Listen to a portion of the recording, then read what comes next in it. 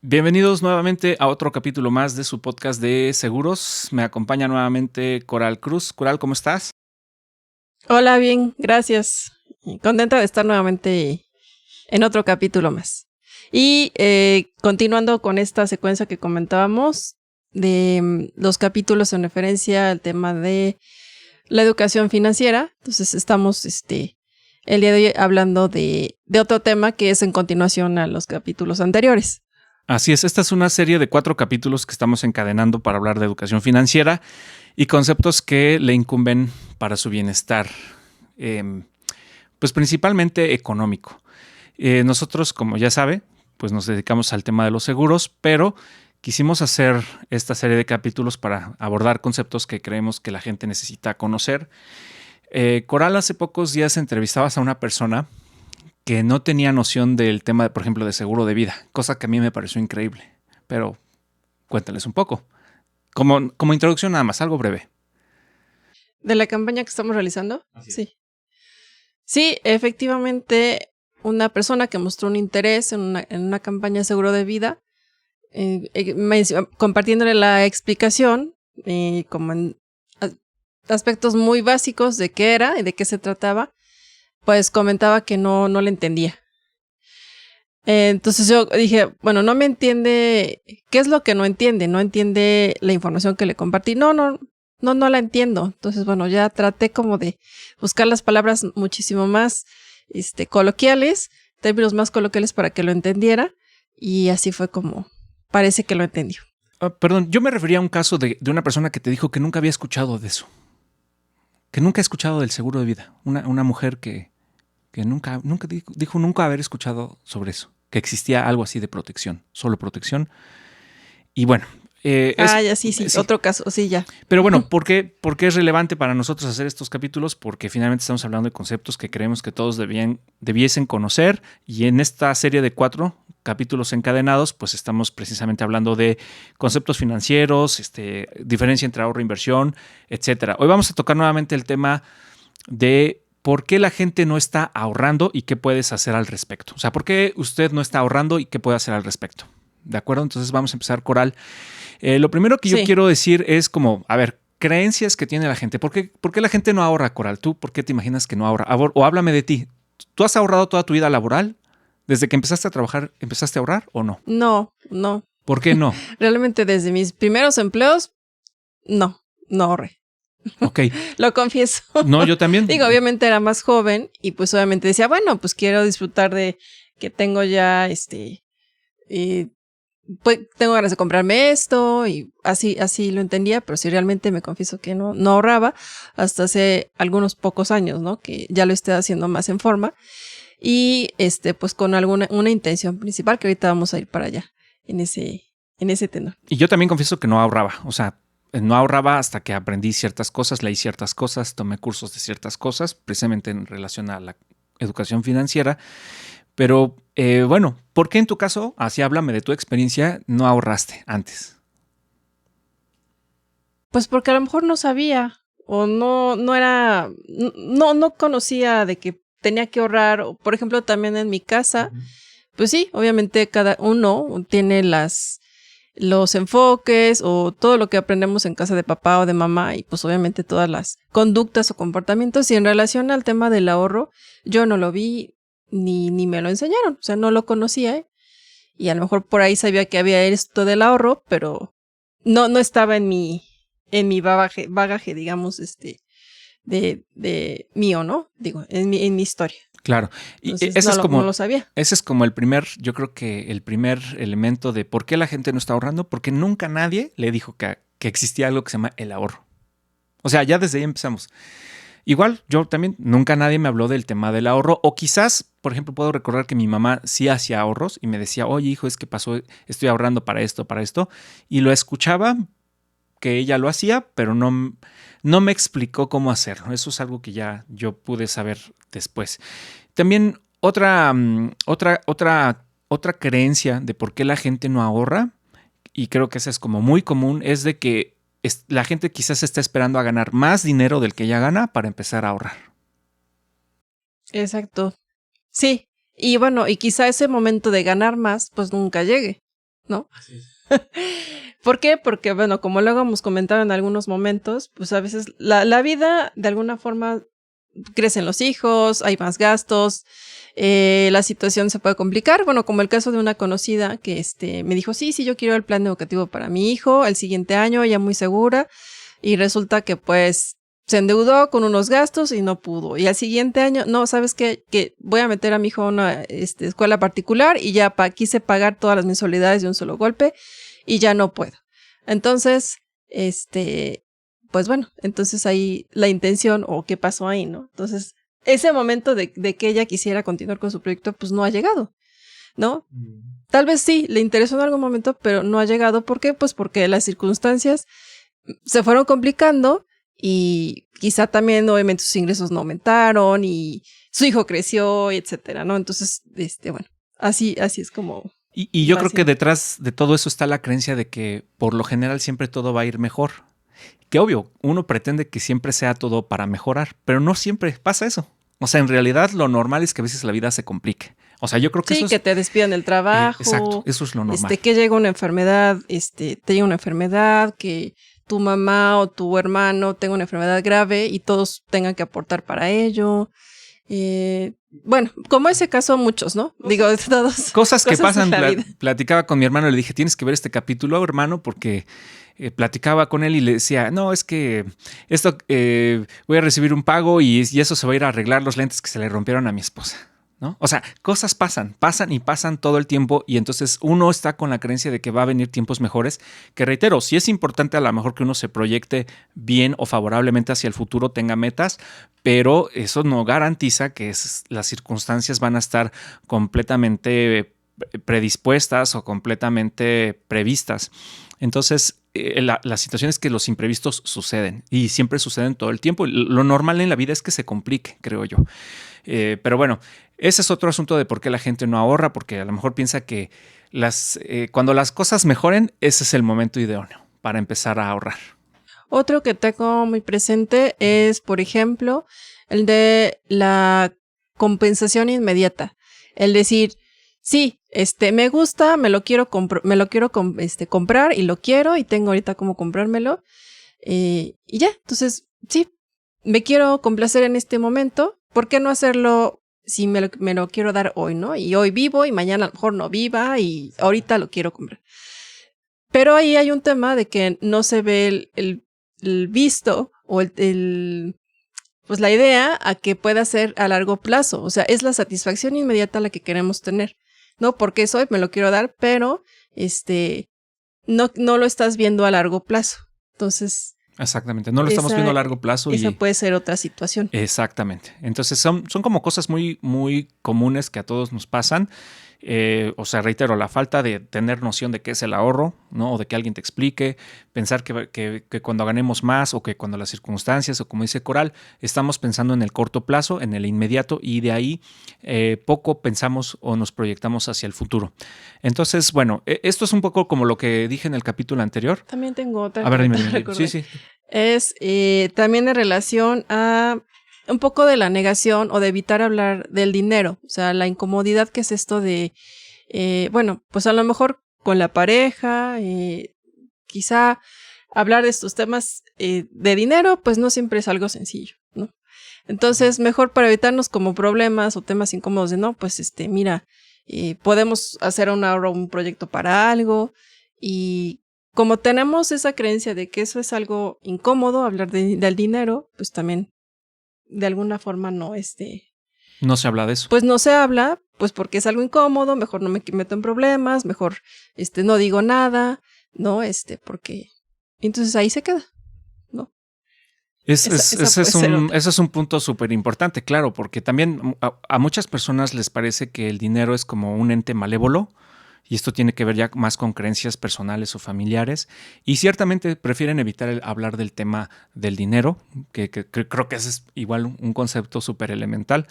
Pero reitero, lo mencionamos en capítulos anteriores de esta serie. O sea, el dinero es relevante en todas las áreas de la vida. O sea, eso es relevante en sus relaciones, es relevante en sus necesidades, es relevante en su salud, es relevante en su patrimonio, en su bienestar, etc. Entonces, pues sí, hay que hablar de dinero y tal vez, bueno... A lo mejor podríamos después hablar, ya después, en otro capítulo, de por qué esas creencias acerca del dinero, o invitar a alguien que nos hable de cómo cambiar creencias limitantes acerca del dinero. Pero ese es otro punto. Hoy vamos a hablar, reitero, de por qué no estamos ahorrando y qué podemos hacer al respecto, que eso es como lo que quería tocar. Y ese fue un punto súper bueno de Coral, de, bueno, pues sí, las creencias limitantes que existen en torno al dinero.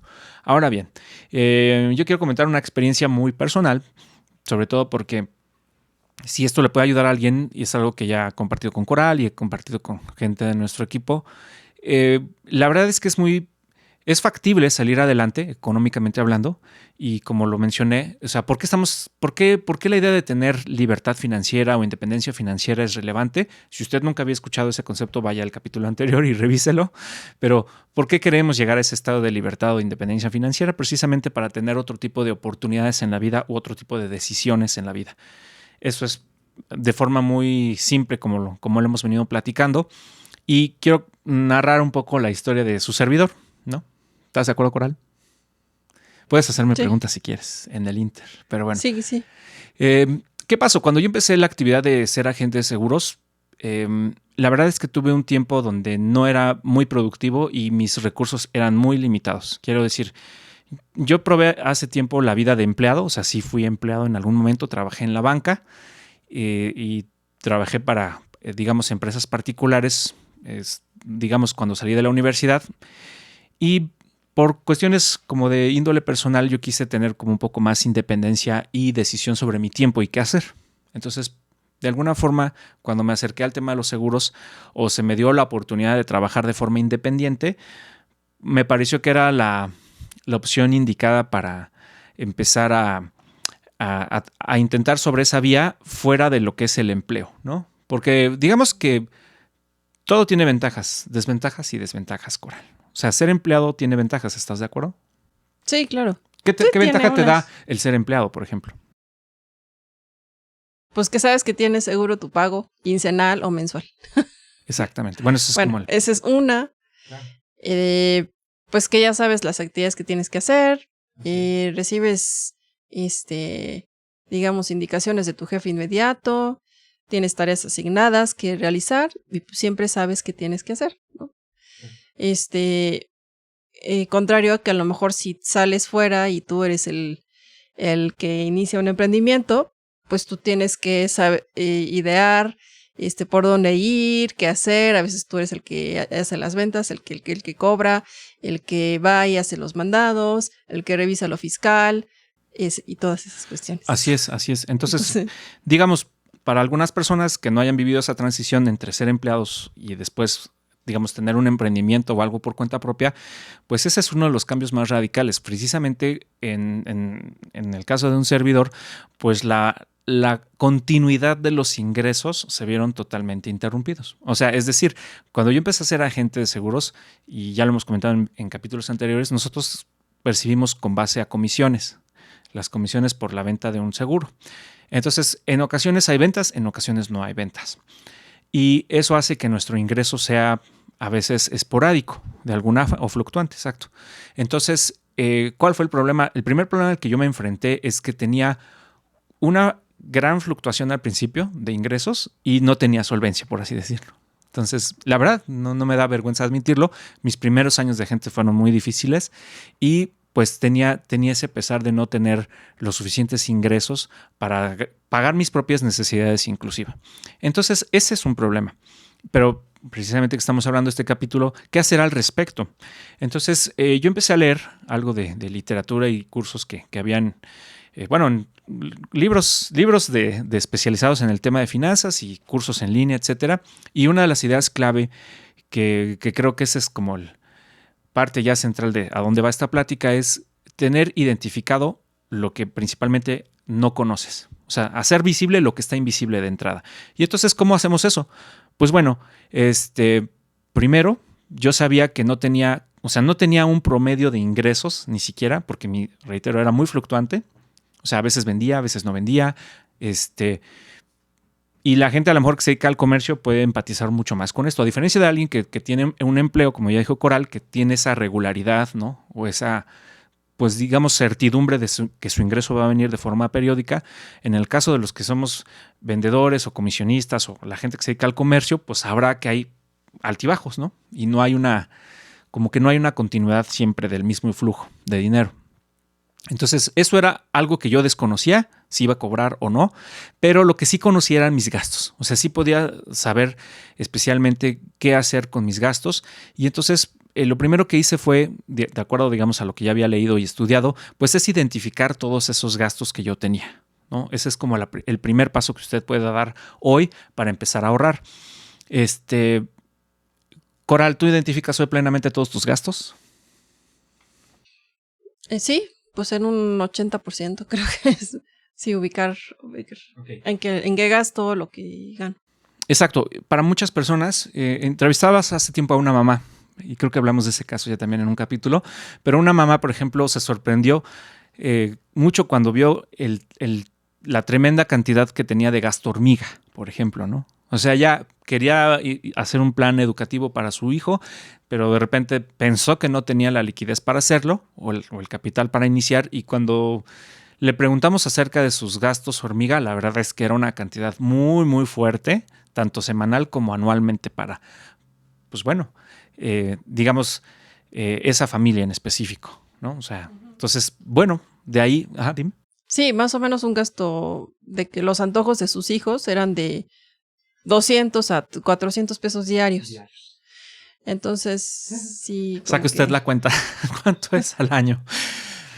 Pero bueno, ese es parte del primer problema que tenemos que identificar, ¿no? O sea, aquí ya va como el consejo práctico número 1, es empieza a registrar de forma disciplinada todos los gastos que tenga de forma diaria, semanal, mensual. Esa es la primera clave que yo quiero dar, que es algo que a mí me ayudó a salir adelante, porque el hecho de empezar a registrar disciplinadamente y ordinariamente todos los gastos es como empezar a visibilizar algo que antes no veías. Y bueno, ahí lo puede usted hacer de la forma que más le acomode. Ejemplo, lo puede hacer a través de una aplicación de celular. Yo en ese momento tenía una aplicación de celular que me permitía registrar todos los gastos que hacía. O sea, gastaba en pasaje, gastaba en gasolina, o gastaba en comida, o gastaba en XY, y todo se volvió el hábito de registrarlo. ¿Y qué otra forma se te ocurre de registrar gastos, Coral? Así muy sencilla. Para la gente que no es tan tecnológica.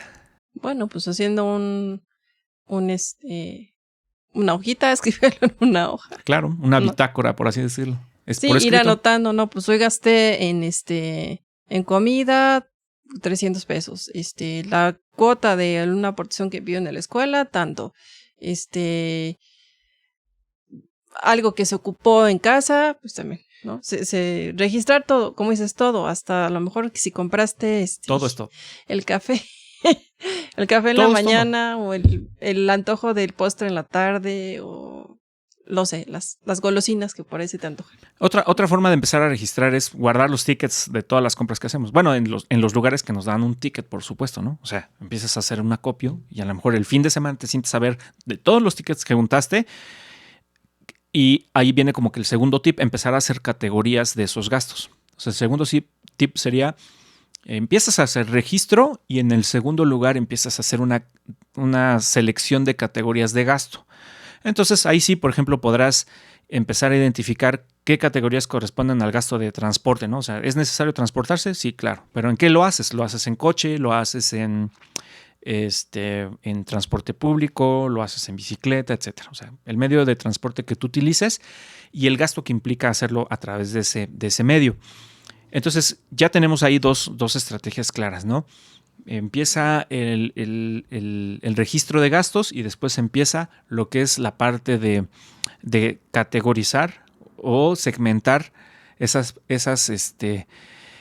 distintas categorías. ¿Por qué crees que se hace eso, Coral? Pues obviamente para ver lo que es necesario, ¿no? O lo que pueda tener prioridad. Así es. Yo así lo vería. Está muy bien, claro. Si ¿qué es más prioritario que tenga yo para comprar algo para comer el día de hoy, o que pues lo ocupe yo en golosinas o en entretenimiento quizás? O quizá, sí, en una salida, o bueno, como yo creo que pues sería priorizar. Exactamente. ¿No? O sea, una cosa es precisamente lo que dices bien, priorizar, Y otra cosa precisamente es para ayudar a visualizar qué tanto del dinero se está destinando a cierta categoría. Lo que nos va a permitir, por supuesto, empezar a toparla o a ponerle un límite o a ponerle una restricción a esa categoría que, como dice Coral, si no obedece a las prioridades. Aquí yo creo que el orden de las prioridades es de cada quien, ¿eh? Sí, bueno, Sí, sí. el orden de prioridades es de cada quien. Si para mí es más importante el entretenimiento que tener para la comida, pues adelante, es mi prioridad. Eso ya lo decide cada persona. Sin embargo, ya tenemos una ventaja porque empezamos a identificar y a visualizar algo que antes no estaba evidente. Entonces, muy bien, ahora ya tenemos distribuidas las categorías de gasto y por cierto, yo recomendaría que esto lo hicieran por lo menos los primeros 3 meses. Hagan un ejercicio de 3 meses. O sea, nada más háganlo por reto personal. Hagan un ejercicio de registrar todos sus gastos religiosamente. Incluso si di una propina, si di al viene una moneda, regístrenlo de forma compulsiva. Y al final de 3 meses hagan esa selección de categorías y revisen cuánto están gastando en cada una de esas categorías. Se van a dar una sorpresa enorme, así como yo la tuve que vivir también. A mí me gustan mucho los tacos, por ejemplo, y descubrí que gastaba una cantidad muy relevante en ese momento en mi vida en tacos. Entonces, son muy ricos, pero tal vez no es lo más saludable y tampoco no era a lo mejor lo que prioritariamente yo necesitaba. Tal vez necesitaba otro tipo de cosas o tenía deseos de hacer otras cosas.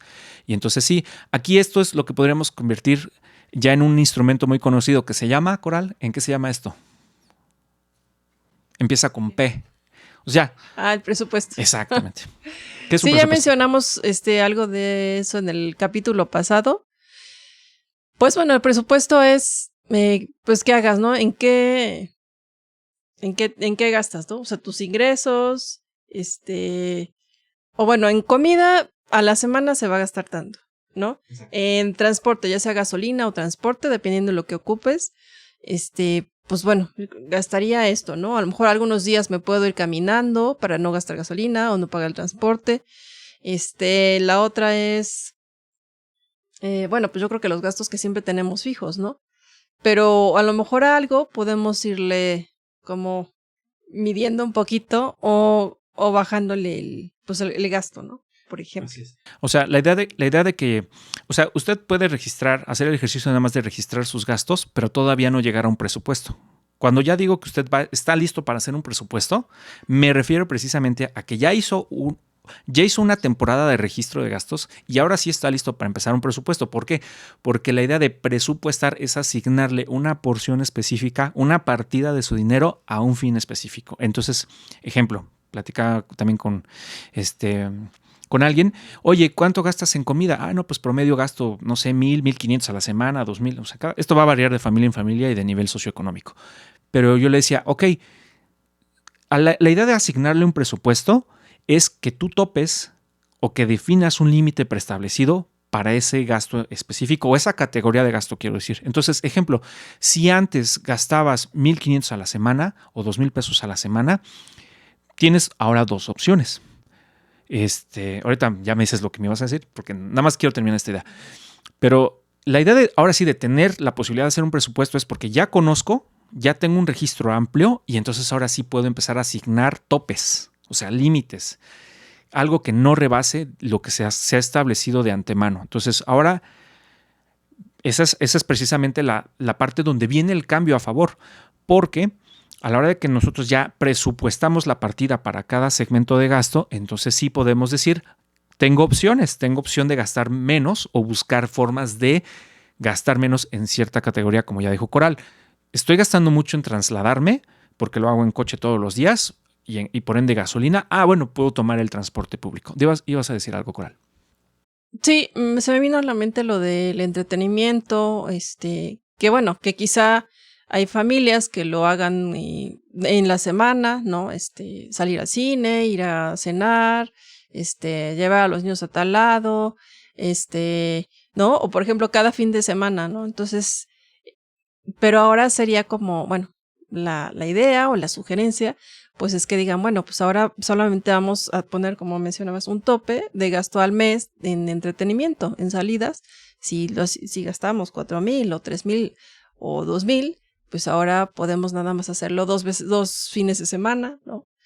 Quizá o nada más topar a una cantidad de alguna forma para no, digamos, no excedernos, ¿no? Bueno, esa sería una idea, ¿no? También en el entretenimiento, pues yo sé que a todos nos gusta salir, nos gusta salir y comer o ir al cine, disfrutar de un helado X, pero quizá también puede ser un ejemplo, ¿no? Donde podemos ir reduciendo y, como comentas, pues nada más poner una cantidad, y entonces ya podemos ir viendo qué nos puede ir quedando de ahí, pues para continuar con esto del ahorro, ¿no? Así es, o sea, y qué bien que lo dices, porque incluso ahora yo creo que las compañías, grandes compañías, son muy hábiles para decir, oye, es tan bajo el costo de mi suscripción de Netflix, que son 99 pesos al mes, el más barato, el plan de Netflix, que prácticamente a nadie le duele pagar 100 pesos de Netflix, por ejemplo.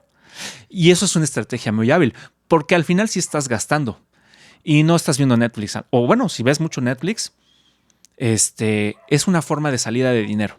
Entonces, todo eso de las suscripciones fue una estrategia muy amplia de los que saben marketing y ventas de esas corporaciones, porque lo hacen tan pequeño y tan diluido que para la gente es como, pues no creo que me quede ni más pobre ni más rico gastando 99 pesos en mi suscripción de Netflix mensual. Pero bueno, aquí viene lo importante. Una vez que ya identificamos, repito nuevamente, el monto de gasto que se está dando a cada partida, entonces sí podemos empezar a tomar decisiones. ¿Por qué queremos tomar decisiones distintas? Reitero, principalmente por bienestar. Todos queremos, o bueno, quisiera pensar que la gran mayoría de las personas tienen aspiración a algo más, a mejores condiciones, a mejores experiencias, etc. Entonces, ¿cómo permitimos y abrimos esa posibilidad? Precisamente de que una vez que ya identificamos lo que estamos gastando, ahora le asignamos una partida o un presupuesto para esa categoría de gasto, entonces automáticamente nos tiene que sobrar dinero. O sea, es decir, si yo antes iba y compraba, reitero, 1,500 o 2,000 pesos en el súper de conveniencia, a lo mejor ahora puedo ir al mercado y comprar por 1,300 la misma cantidad de cosas. Ahí es donde viene un poquito la acción de vamos a buscar ahora sí áreas de oportunidad. Puedo ir al cine de franquicia con palomitas, donde me puedo gastar desde 500 hasta 800 pesos si voy acompañado, pero ahora puedo ir al cine cultural, del complejo cultural, donde es a lo mejor la entrada es mucho más accesible y las palomitas también son más accesibles. O sea, todo está en poder tomar esa decisión y tener esa disciplina de hacer cambios que ya son pertinentes, porque automáticamente ahí es donde nos empieza a sobrar dinero, Coral. Entonces, fíjate que esto no tiene que ver con ganar lo mismo. Perdón, no tiene que ver con ganar más. Ajá. Estamos hablando de una persona que ganaba lo mismo. Y en mi caso, que yo no ganaba lo mismo cada semana, pues entonces sí sabía por lo menos cuánto tenía yo que empezar a generar para salir con mis gastos fijos. Porque los gastos fijos sí están como más identificables.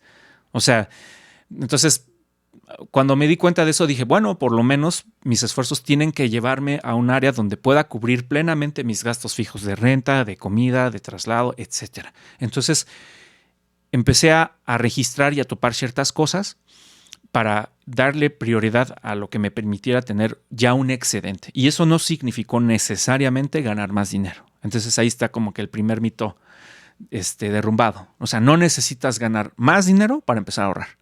Simplemente es una cuestión de identificar, presupuestar y actuar en consecuencia, ¿no? O sea, gasto mucho en esto, busco ahora la manera de hacerlo o más barato, más eficiente, etcétera. Bueno, y aquí un poquito se me vino a la mente esto de, bueno, si está el excedente, el ahorro lo que busca es tener una intención. Revisaba yo una información hace poco, una intención, o sea, es cuestión de disciplina y constancia. Y debe tener, yo creo que principalmente una intención, no una meta. Porque entonces decimos, bueno, podemos decir metas pequeñas. No, pues quiero ahorrarme para comprarme a lo mejor algo que he querido desde siempre. Bueno, esa puede ser una meta pequeña. Pero ya creo que las metas a largo plazo, pues pensar, tener una intención. Bueno, por ejemplo, quiero para los estudios de mi hijo, ¿no? Quiero ahorrar para irme a los 50 años a viajar por el mundo o conocer este país que siempre he querido. Entonces ya hay una intención ahí, decir, bueno, sí, hay un enfoque y yo quiero ir para allá, ¿no? Entonces, ¿qué tengo que hacer desde ahorita para ir logrando eso? O también, ¿por qué no ver el tema del retiro, ¿no? O sea, esa también sería una intención para que tenga un objetivo, ¿no? Y un objetivo claro y y siempre yo creo que más que nada verlo como a largo plazo, ¿no? O sea, sí, pensar en que esto es a largo plazo. Puede ser mediano, corto o largo plazo, hablando del ahorro. Pero lo que acabas de decir es muy importante porque yo quiero hablar también de algo que comenté hace poco con un familiar y le decía, oye, pues es que si de plano tú también estás muy salado en la vida y tienes muy mala suerte, lo primero que tienes que ahorrar es para un fondo de emergencias, ¿no? O sea, porque otro pretexto de quizás por qué la gente no está ahorrando es que siempre me pasa algo y entonces ya tenía yo guardado algo, pero pasó esto, se rompió esto, se descompuso esto y entonces ya, ese dinero se fue. Ok, le digo, la próxima vez no te puede volver a pasar porque ahora vas a destinar precisamente un fondo de emergencias. Y precisamente si tú llevaste el registro de todas las emergencias que tuviste en un año, estoy seguro que podrás identificar plenamente, pasado un año, cuánto gastaste en emergencias o imprevistos y tener ahora una reserva. Entonces no te puede tomar por sorpresa nuevamente. O sea, ya no puedes estar indefenso ante esas circunstancias porque ahora ya sabes que por lo menos al año gastas una cierta cantidad en imprevistos o urgencias o cosas que suceden de mala suerte o como lo quieras llamar. Pero yo le decía a esta persona, no te puede volver a tomar por sorpresa porque ya lo sabes. O sea, es más, si quieres verte holgada, dale un 10% de aumento cada año para imprevistos. Pero ese es un primer objetivo sano. De ahí empezamos a decir, ok, ya no me tomo por sorpresa porque ya sé más o menos cuánto gasto en imprevistos si es que estoy muy salado en la vida. Y ya nada más quiero encadenar para ir cerrando este capítulo porque al final el hecho de que ya tenemos un presupuesto, ya tomamos acciones para eficientar ese ingreso que tenemos, sea fijo o sea como el de un servidor que de repente era variable, pues bueno, ahí nos permite tomar decisiones porque sabemos precisamente que para alguien como nosotros, que reitero, no vivimos de un sueldo fijo, sino percibimos, o alguien que se dedica al comercio, que perciben de forma fluctuante, tienen que saber por lo menos plenamente cuánto es lo que tienen de gastos y compromisos al mes o al año, ¿no? O sea, eso es una meta muy clara, ya identificada. Entonces ahora vamos a hacer por lo menos el esfuerzo de tener saldado eso, ¿no? Ahora quiero tener por lo menos un mes de reserva de mis gastos futuros. Ese es otro objetivo muy válido. Y de ahí lo vamos a encadenar con el siguiente capítulo, donde vamos a hablar ahora sí de un tema que tiene que ver con la vejez digna, ¿no? Y la cuestión de nosotros ahora sí como agentes de seguros promoviendo un cierto servicio que son los planes de personales de retiro. Aquí es donde voy a cerrar con esto. Porque para usted convertirse en alguien que tenga libertad financiera y pueda invertir, antes tuvo que haber pasado por la etapa de ahorro, según mi propio criterio. Es decir, usted no puede volverse inversionista o invertir en algo si antes no tuvo un pequeño flujo de capital que le permitiera hacerlo. Entonces, por orden de prioridades, a mí me parece que es primero el ahorro, o sea, primero usted se vuelve disciplinado en ahorrar y en hacer su presupuesto y después se le abre a usted la posibilidad de invertir. Ese es el gran meollo del asunto. O sea, y ya hablamos en otro capítulo, reitero, no es lo mismo el ahorro, no es lo mismo la inversión, pero creo que no podría ser factible llegar a la inversión si no tengo un excedente. ¿Y ese excedente de dónde viene? Reitero, no viene de ganar más dinero, viene de topar mis gastos recurrentes y categorías que a lo mejor no sean tan prioritarias para de ahí tener ya, ahora sí, un sobrante. Y entonces ahora sí empiezo a acumular y entonces sí lo destino a un propósito, por ejemplo, como el de una inversión. ¿Algo más, Coral? Bueno, también un poquito a colación esta mención, recordé que, bueno, pues aún aunque comentemos de este excedente y pueda ser un pequeño excedente o algo, no sé, una cantidad que digas, bueno, pues esto es lo que me sobra, ¿no?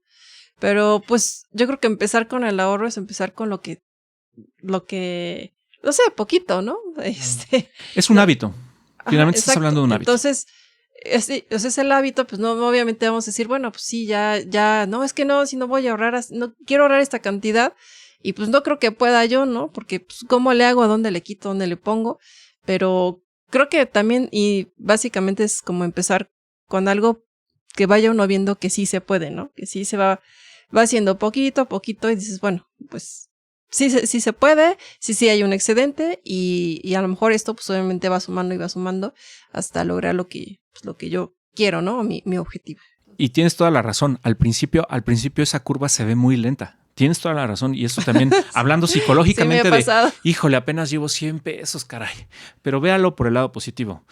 Usted está desarrollando un hábito y es un hábito favorable. Entonces, no se fije tanto en la cantidad que empieza a ahorrar poco a poco por topar ya sus gastos. Más bien se está fijando en ser la clase de persona que puede controlar sus finanzas y tener un plan más grande para su propia vida. Entonces, ese es mi punto. O sea, y sí, al principio dices, híjole, es muy lento, pero es más bien la cuestión es la consistencia, la disciplina y el desarrollar el hábito. Si usted puede administrar 10 pesos, podrá administrar 100 pesos. Si usted puede administrar 100 pesos, podrá administrar 1,000 pesos. Si puede administrar 1,000, podrá después 100,000, 100,000, 1,000,000 y así. Eso es todo. Pero todo consiste en el hábito y en la capacidad de hacerlo. Ahí lo dejo.